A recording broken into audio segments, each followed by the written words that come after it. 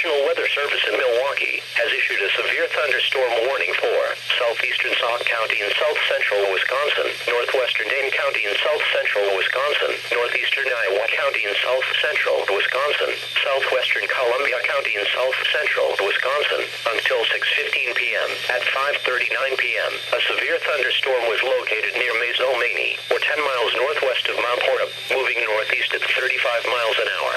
Hazard, 60 miles an hour wind gusts and quarter-size hail. Source, radar indicated.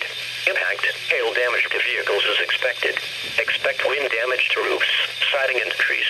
Locations impacted include Madison, Middleton, Waunakee, Windsor, Prairie du Sac, Sauk City, Lake Wisconsin, Cross Plains, Lodi, Maizomanie, Black Earth, Barneveld, Dane, Blue Mounts, Arena, Merrimack, Oakey, Blue Mount St. Park, Harmony Grove and Marksville.